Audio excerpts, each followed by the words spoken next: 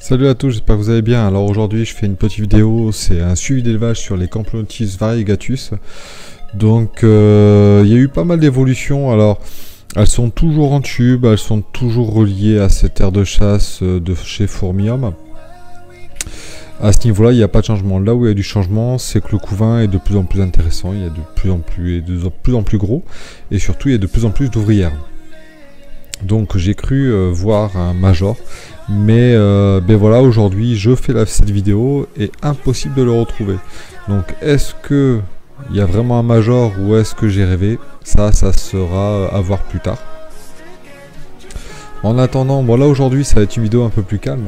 Les Camplonotus sont très calmes parce que je leur ai donné à manger hier, et en fait hier j'ai donné le premier verre de farine. Donc là on sort de l'hiver, c'est un peu compliqué, je les ai eus il y a 2 jours les verres de farine. Donc là aujourd'hui, enfin je leur ai donné hier, le verre de farine a été mangé à une vitesse grand V. Et chose que je pensais pas possible et que je pensais pas voir, c'est la gine est carrément sortie pour aller attaquer le verre de farine elle-même. Donc j'ai pas donné de vivant, enfin moi je trouve que donner du vivant ça sert à rien. Donc j'ai tué le verre de farine et je l'aurais donné. Donc il était ouvert, donc c'était encore plus facile pour elle, hein, il n'y avait pas besoin de découper. Et la gine avait carrément la tête dans le verre de farine et mangeait tranquillement. Donc dommage que j'imaginais pas ça, parce que sinon je l'aurais fait en vidéo, ça aurait été assez intéressant. Mais bon, ça sera pour la prochaine fois. Donc là vous voyez quelques images sympas avec voilà, les Camplonotus, toujours aussi jolis. Là vous voyez les gastres, hein, tous les gastres sont énormes. Elles sont bien mangées. Donc je donne du pseudo-miela en boucle. Donc là il va falloir que je nettoie, il va falloir que je change un peu tout ça. Mais aujourd'hui je leur donne rien, de toute façon. Elles ont pas faim, c'est pas. Là elles peuvent pas avoir faim, mais demain je vais leur remettre un petit peu de pseudo-miela. Et puis je pense qu'une fois par semaine, et bien, suivant la taille de la colonie et suivant aussi leur appétit, je pense que toutes les semaines je leur donnerai un petit peu, un verre de farine. Là bientôt l'été va arriver, ça sera plus simple, je pense que je vais leur donner aussi des insectes. Divers et multiples, hein. Les mouches, bon ça n'a aucun, c'est pas super protéiné, mais elles aiment bien ça, en plus ça les fait rentrer dans le tube, ça m'amuse. Donc je leur donnerai des mouches, je pense que je vais leur donner aussi des criquets, des grillons. Donc je pense que plus tard je vais me faire des petits élevages nourriciers aussi. Les blattes sont très intéressantes en termes d'apport protéines, lipides, glucides. Donc je pense que je me ferai peut-être un petit élevage de blattes. Donc c'est pareil, c'est un peu compliqué, je suis dans le sud-ouest, la terrario c'est vraiment pas répandu. Donc je sais même pas où je vais pouvoir me trouver ces blattes, mais puis faire une commande, aller payer 20 € de frais de port pour 3 blattes, c'est un peu chiant. Donc je vais voir un petit peu par chez moi s'il n'y a pas quelqu'un qui en élève. Sinon voilà quoi, vous avez une petite colonie qui continue à progresser. Je pense que d'ici quelques mois elles seront quand même assez nombreuses. Et là je pense déjà les mettre dans un nid. Donc je sais pas du tout quoi. Moi j'aimerais bien un nid moulé, hein, genre pierre reconstituée ou voilà un truc comme ça. Je suis sur, j'ai quelques idées pour faire des tests, pour faire des nids moulés. Donc je pense que je vais essayer, on verra bien ce que ça donne.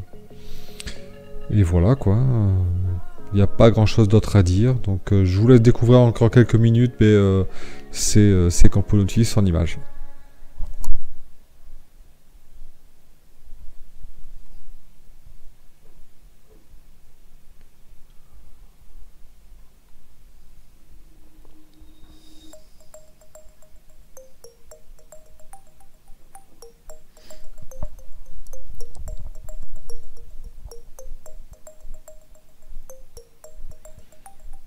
Alors ces Camplonotus, ce qui est intéressant quand même, c'est que plus elles évoluent, et plus il y a cette relation, là vous voyez bien une petite prophylaxie, vous voyez cette relation de hiérarchie et puis de cohésion sociale, c'est assez intéressant.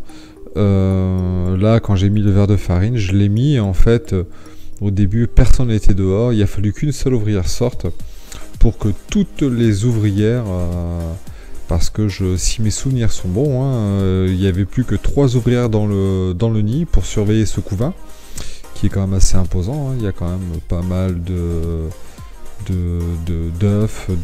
là je pense, d'après ce que j'ai pu voir, j'estime à une petite quarantaine d'œufs. En larves, il doit y avoir une petite dizaine de larves, et puis il y a aussi quelques cocons, quoi. Donc il y a quand même du monde, et il n'y avait plus que 3 ouvrières qui surveillaient tout ça. Toutes les autres ouvrières, dont la Gine, étaient dehors en train de faire le gueuleton. Donc c'est sympa, on voit quand même des choses intéressantes, on voit que il y a un recrutement, il peut y avoir un recrutement massif. C'est cette hiérarchie, c'est ça que j'adore dans le monde de la myrmécologie, cette hiérarchie des fourmis, c'est assez impressionnant. Donc là il y a des petits reflets parce que je tentais de mettre la lumière du microscope pour avoir une autre vue. Mais sinon c'est vrai que cette lumière que j'ai trouvée là, c'est super intéressant. Ceux qui aimeraient savoir comment je fais pour la lumière, qui me contactent par mail ou quoi, et je leur donnerai le lien ou qui explique un petit peu comment faire cette cage de lumière, et qui permet d'avoir quand même un rendu pas du tout dégueulasse, quoi.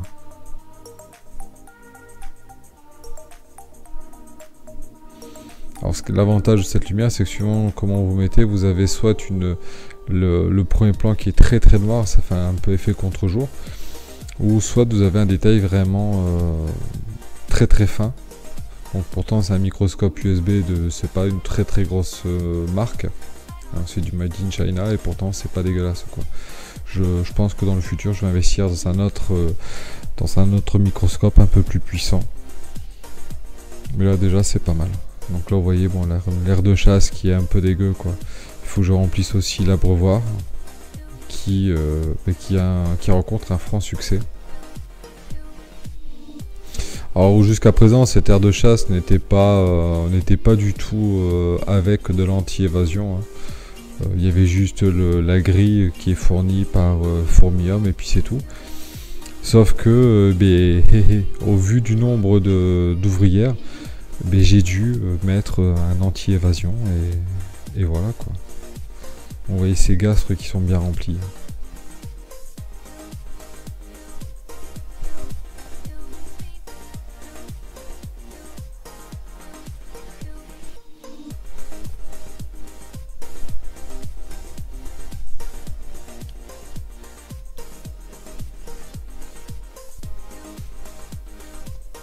Donc voilà, ce major je l'ai toujours pas trouvé. Je ferai une vidéo plus tard pour vous le montrer, hein, si j'arrive à le trouver, mais je suis sûr qu'il y a un major. Hier il y avait vraiment cette tête qui était bien plus grosse que les autres, et c'était pas la Gine. Pour les petits malins qui me disent ah t'es confondu, non, c'était pas la Gine. C'est vraiment une ouvrière mais avec une grosse tête. Donc à voir. Et là je suis impressionné, alors c'est vrai que il me l'avait dit quand j'ai acheté cette colonie, il m'a dit attention, donne-leur des verres de farine, tu vas voir, ils vont progresser très très vite. Malheureusement moi j'en avais pas, hein, comme je l'ai déjà dit, j'en avais pas assez comme ça, et donc j'aurais donné des petits insectes. Donc j'avais quelques mouches au congèle que j'avais pris l'année dernière, donc j'aurais donné ça, et surtout du pseudomiela en boucle, et puis voilà, quoi. Mais c'est vrai que avec ces verres de farine, je pense que ça va changer un peu la donne. J'adore, voilà, c'est ce que je parlais tout à l'heure, cette vue en contre-jour, c'est vraiment sympa. On voit pas, c'est vrai que ça fait un gros paquet, comme là, hein, ça fait un gros paquet, mais quand elles sont un peu à l'écart, on arrive à discerner vraiment ce côté lancé, c'est des petits détails, je trouve très sympa. Donc voilà, si vous avez aimé, toujours pareil, hein, le petit pouce bleu, continuez à vous abonner, je vous mets quelques vidéos, et puis moi je vous dis ciao ciao.